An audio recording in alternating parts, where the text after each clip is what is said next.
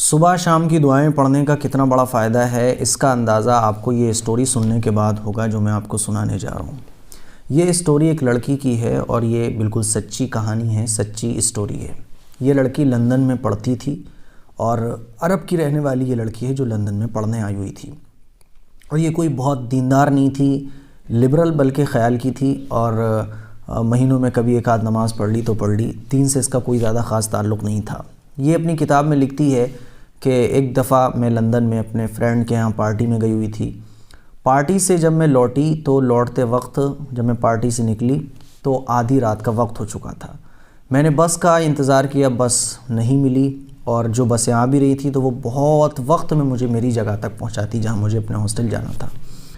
بالآخر میں نے یہ فیصلہ کیا کہ مجھے ٹرین کے ذریعے جانا چاہیے۔ لندن میں زمین کے نیچے اسٹیشن ہے، زمین کے نیچے سے ہی ٹرینیں چلتی ہیں۔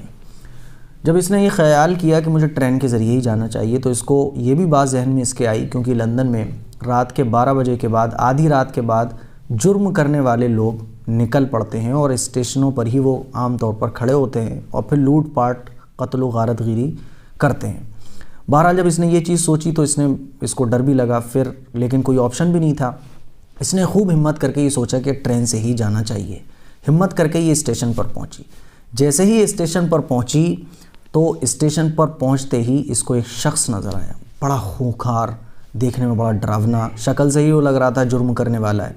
اس نے جب اس کو دیکھا تو اس کو بڑا ڈر لگا، لیکن جب اس کو یہ ڈر لگا تو اس کو فوراً جو کچھ اس کو یاد تھا اس نے صورتیں وغیرہ پڑھنا شروع کی، اللہ سے دعا کی، حفاظت کی، اور یہ لکھتی ہے اپنی کتاب میں کہ میں اتنا ڈر گئی کہ جو کچھ مجھے یاد تھا، جو میں نے کبھی مہینوں سے پڑھا بھی نہیں تھا، سب کچھ پڑھ ڈالا، جو کچھ میرے ذہن میں تھا سب کچھ پڑھ ڈالا، اور اللہ سے خوب دعا کی، اور ہمت کر کے میں ٹرین میں چڑھ گئی۔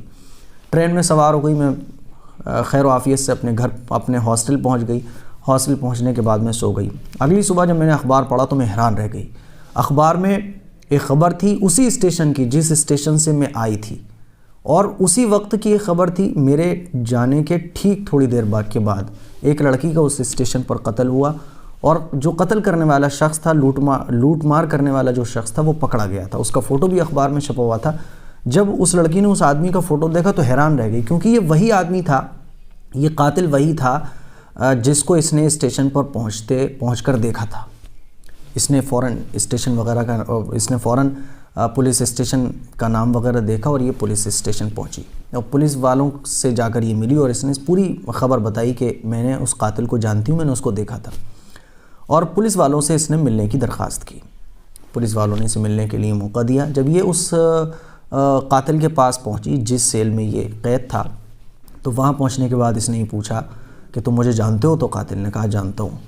تو اس نے یہ کہا کہ میں بھی تو اس اسٹیشن پر پہنچی تھی، اور ٹھیک اس کے تھوڑی دیر بعد جب میں وہاں سے نکل گئی تب تم نے اس لڑکی کو لوٹا اور اس کو قتل کر دیا، لیکن مجھے بھی تو تم نے دیکھا تھا، مجھے کیوں چھوڑ دیا؟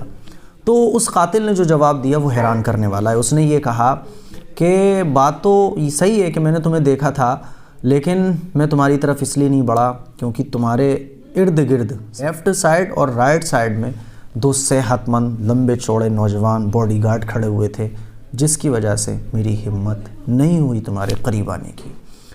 اس لڑکی کی زبان پر اللہ کا شکر تھا، اللہ کی تعریف تھی، کیونکہ جو اس وقت اس نے اللہ سے دعائیں مانگی تھیں اور حفاظت والی جتنی بھی صورتیں وغیرہ پڑی تھیں، یہ اسی کا نتیجہ تھا کہ یہ حفاظت کے ساتھ اپنے گھر آ گئی تھی۔ تو یہ اسٹوری ہے جس سے ہمیں یہ سبق ملتا ہے کہ دعائیں اور صبح شام کی دعائیں سے جو حفاظت ہوتی ہے وہ یقیناً بہت زبردست ہے، اور جب اللہ سے دل سے مانگا جاتا ہے تو اللہ ضرور قبول کرتا ہے۔